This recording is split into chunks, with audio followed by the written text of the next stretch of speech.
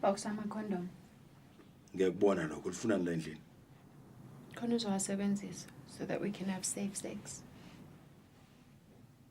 Safe sex. Awushadanga namona. Kodwa ngisekushintshile lokho. And anyway, I can't have sex with you while I'm anxious about getting sick. Angisebenzisa ama-condoms emzini wami mina. Or would you prefer I use condoms maybe? Hey, we don't need condoms. I do.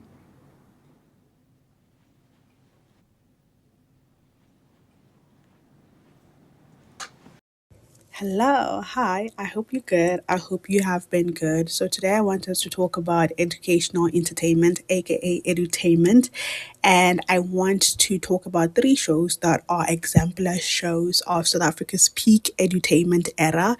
And I believe this era was between 1994, after South Africa got its democracy, and 2014, if I'm not mistaken. Because I do think that after 2015 we just got watered down versions of the shows, which and the shows that used to deliver this message just became bad. I don't know, but today I want us to talk about it. I want us to discuss this, and I want us to discuss the death of such shows and why this came to be. So grab a snack, grab a cup of water, yeah, and let's talk about it.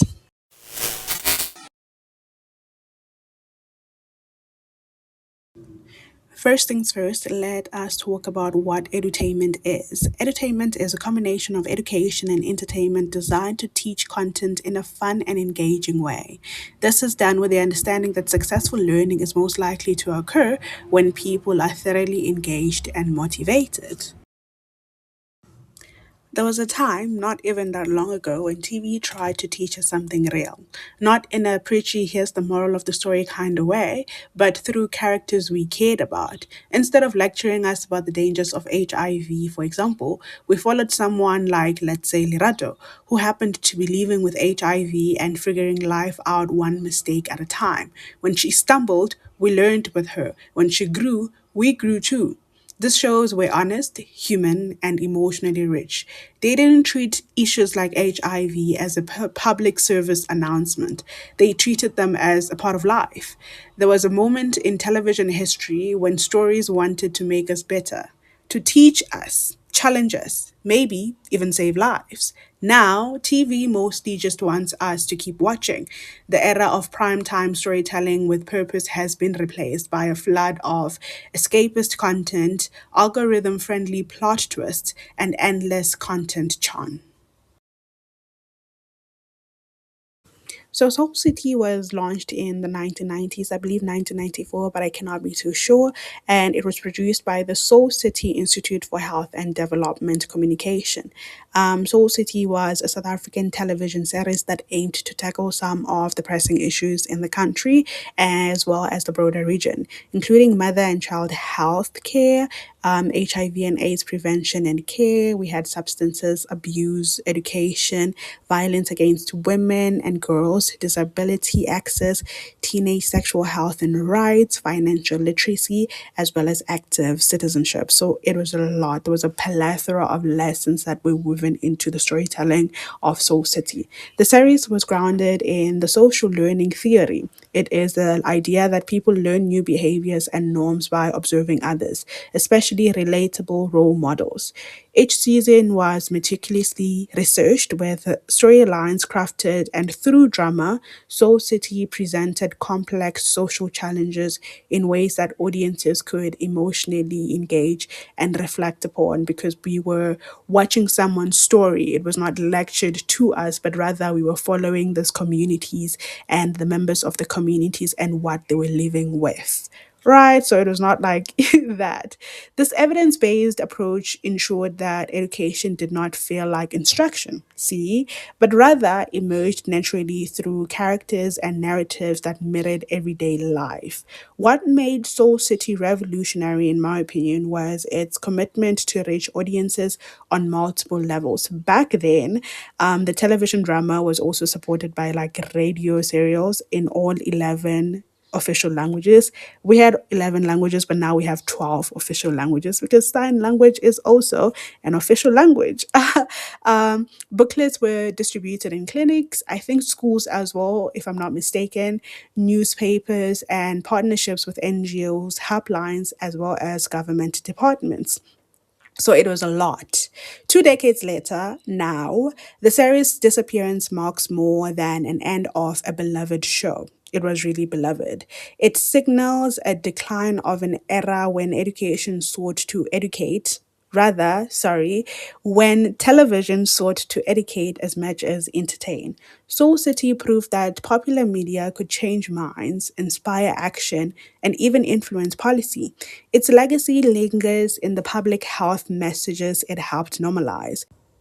Yet, its absence in today's fragmented media landscape underscores how funding cuts, commercial pressures, and the algorithmic chase for virality have slowly drained purpose driven storytelling from mainstream entertainment.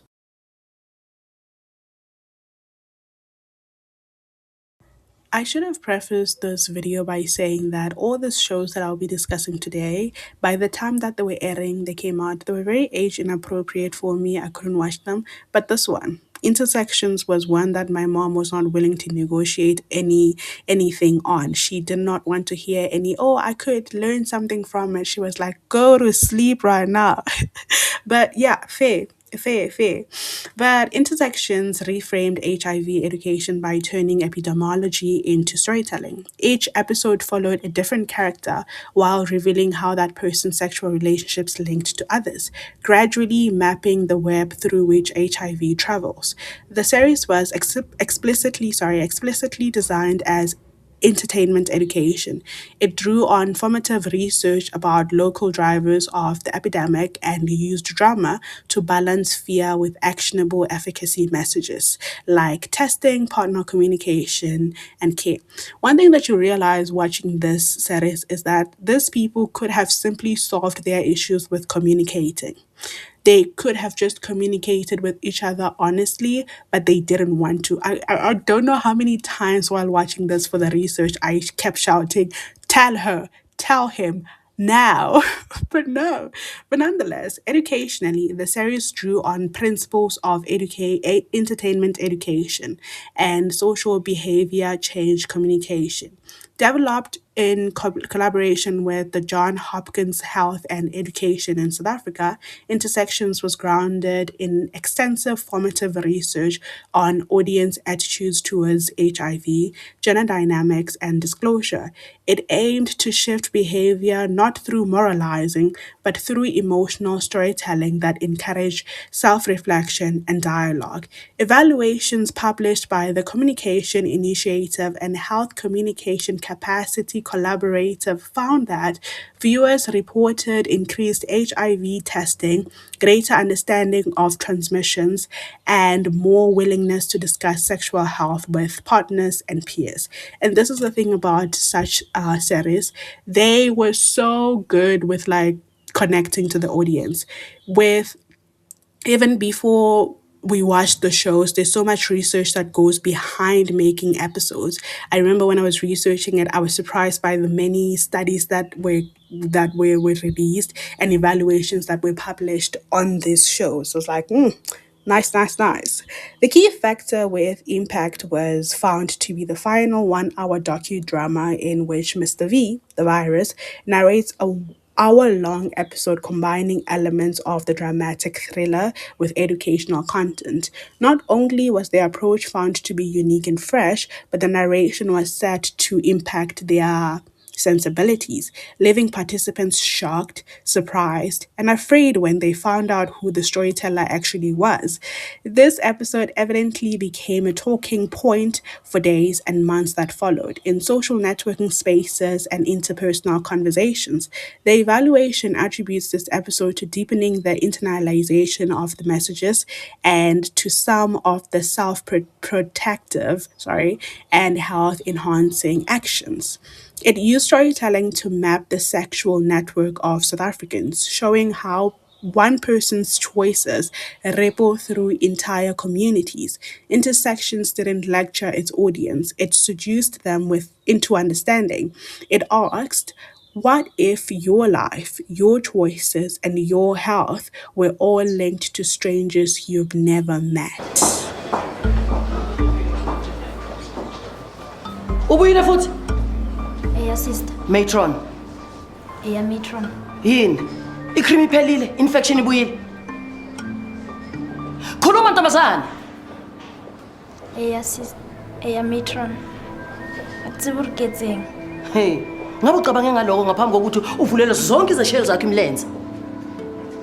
Uneminyaka engaphi? 16, Wena 16. 15. Awusemncane. Angikaken. Hayi manje, isikhathi eti.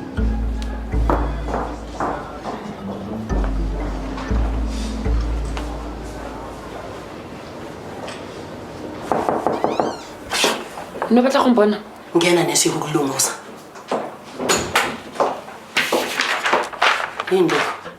Oh, di sa go departmenting di fitlile mabane. Ukuthi department iprintani? Okwabo lokho. Kule yami clinic asiza advertise lezinto. But matron In need future ubobuza ngaphandle ukuthi ubeke lo dodo eclinic yami uyangizwa. matron.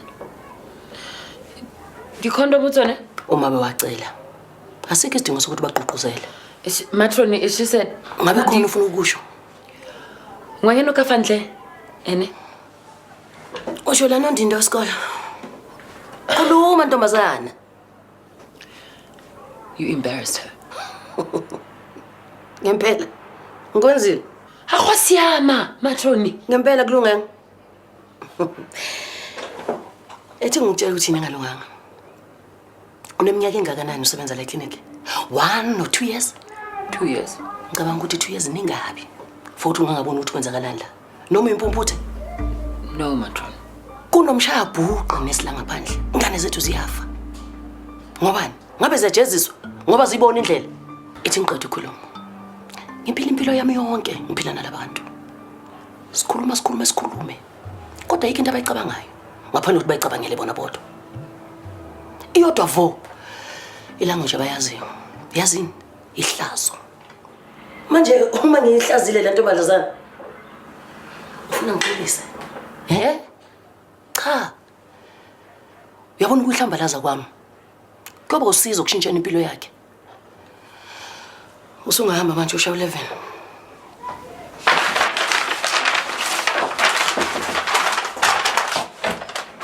Matron, isn't it our job to take care of their health? Ising maitshwaro a bone. Now, with this one, I only watched it when I was in high school, long after it had stopped airing on TV. And I have to say, you could not pay me to believe that this was fictional. Everybody on this show was acting. They were acting, and it was so good because I believe that most of them, if not all of them, were in their early stages of their careers. So big ups to them. They did a phenomenal job.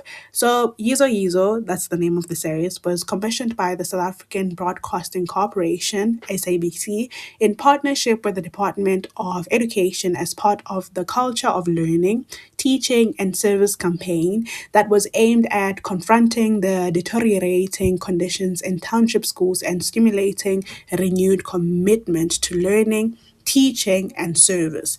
This series is set in a fictional township. Nah, you can't pay me to believe that. And dramatizes issues such as gang violence, teacher indiscipline, resources shortages, learner dropout, and the broader culture of the school environment. The series was designed not simply to entertain, but to model processes of change, improving learner behavior, strengthening teacher-learner relationships, restoring the culture of learning rather than simply lecturing viewers. As one analysis puts it, the programs were intended to model a process of action to create and sustain a culture of learning and teaching. The production team undertook formative research in township schools to ground the storylines in real school experiences. Yizo Yizo stands as a strong example within the South African entertainment education field of the late 1990s and the early 2000s.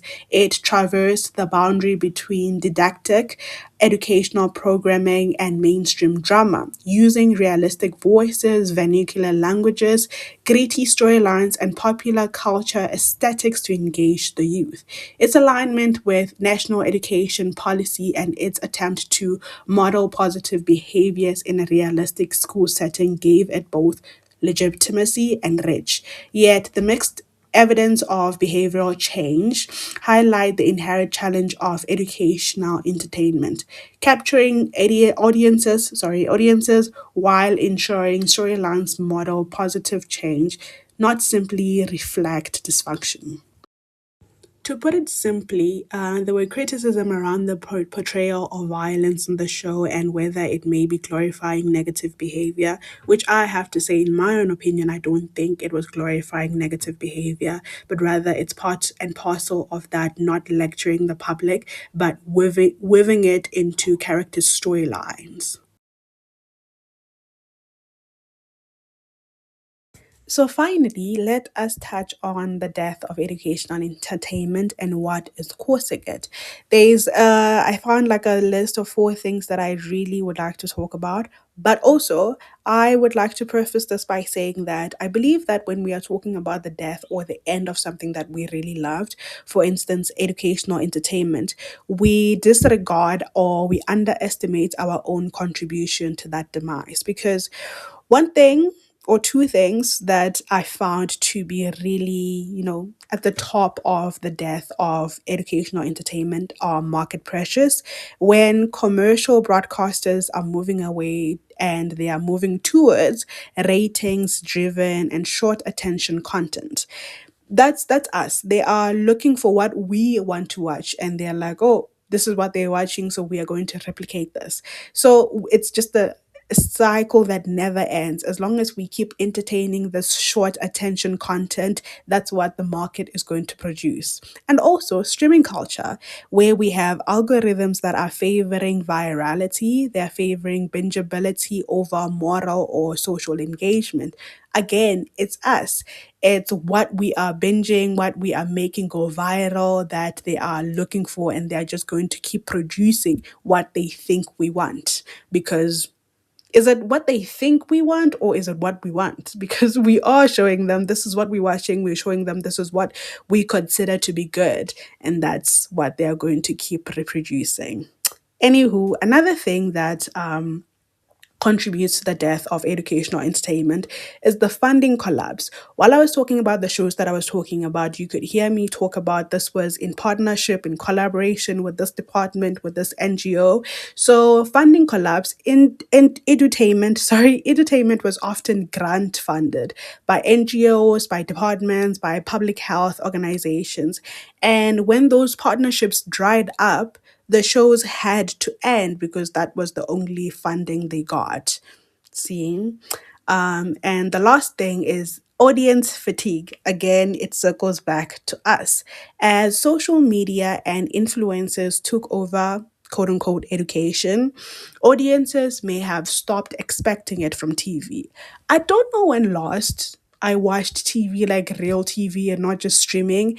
And this again, me, us, and I'm realizing that it's an us problem. Mainly it's an us problem, and education entertainment, unfortunately, we are the one that killed it.